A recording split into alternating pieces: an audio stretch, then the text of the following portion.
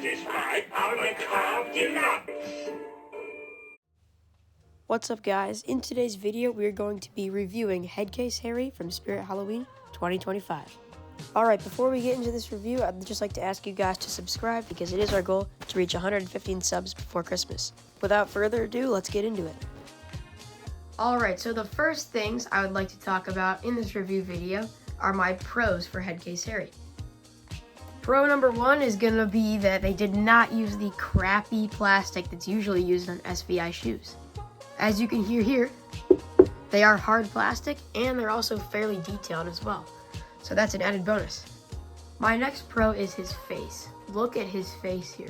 The sculpt on it is really good, very detailed. You can see all the wrinkles.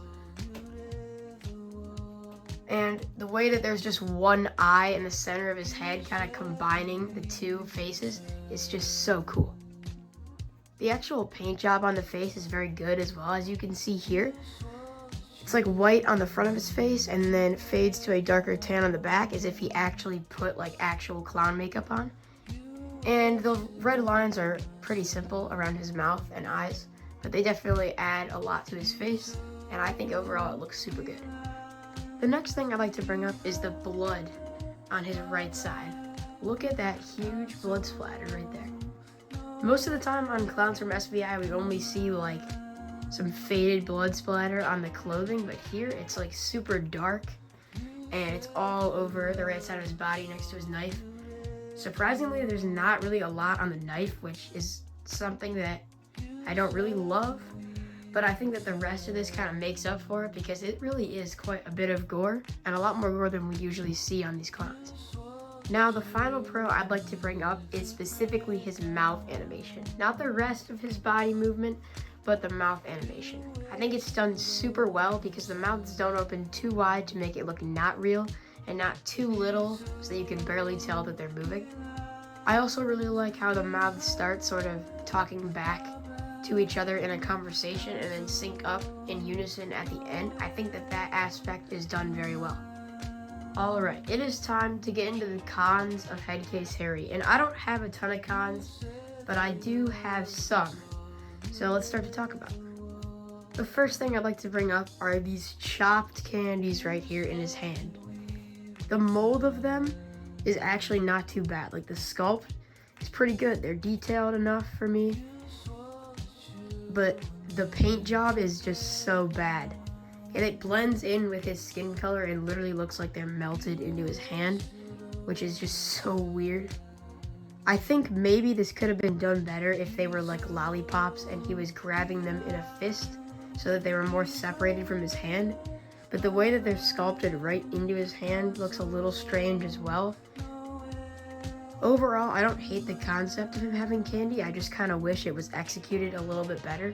But really, that's not too huge of a complaint because in the dark of the haunt at night, you're really not going to notice the candy in his hand, like paint job.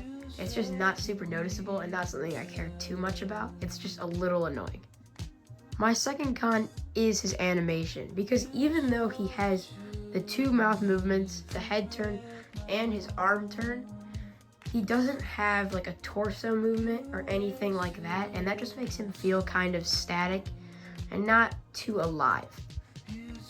I would have definitely traded in the neck turn or the hand motion for a torso turn any day. It just would have made him a little bit more dynamic and worth his $270 price tag. Speaking of the price tag, I think he's definitely overpriced for what he is. I was lucky enough to get him 50% off, but I would never have purchased him if the only way I could have gotten him was for his full price.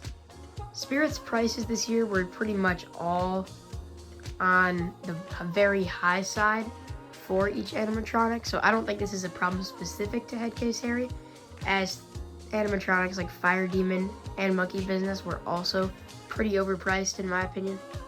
I didn't think any of these animatronics were bad. In fact, Fire Demon was one of my favorites of the year.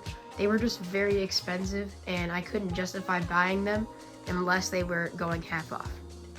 Overall though, I would 100% recommend that you get Headcase Harry, even with my cons. If you can get him for a discount, that would definitely be good, but if you like him enough to purchase him for full price, good for you.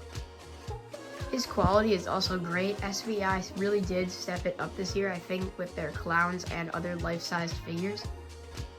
The last thing I would like to mention is that he is not waterproof. I did not include this with my con since he is a clown and most clowns have latex faces, which obviously are not going to be rated weatherproof, but I just wish that at some point we could start getting some even more props to be weatherproofed. However, that is just kind of a complaint I have in general from most companies producing animatronics, and I knew that this guy was not going to be weatherproof when I picked him up. So it's not really a complaint specifically to Headcase Harry. So yeah, thank you guys so much for watching. I am sorry that I did not get another Christmas display setup video out. I ended up going to Home Depot and purchasing 2 new inflatables, which I made YouTube shorts about. And those were, I got a 3-foot snowman and a 4-foot Grinch animatronic, but I didn't get a chance to put them outside because it's been super windy and I haven't been able to turn on any of my inflatables anyway.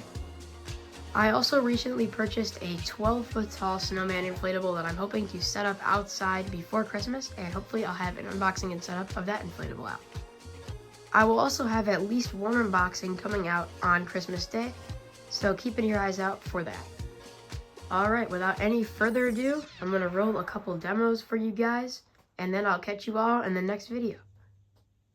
Did you know that every clown is mad? Yes, indeed. Now come closer. It's our little trusted experiment. The best things in life usually come in pairs. So take a candy and get the second one for free.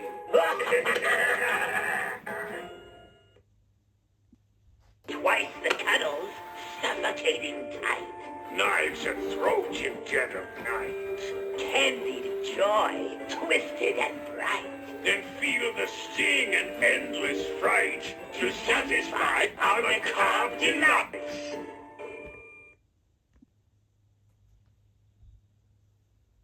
You have a beautiful head. Yes, it will complete our collection nicely. Don't be afraid. Come closer. Take a candy. And let's carve up some fun this night. Our treats are crafted from your darkest nightmares.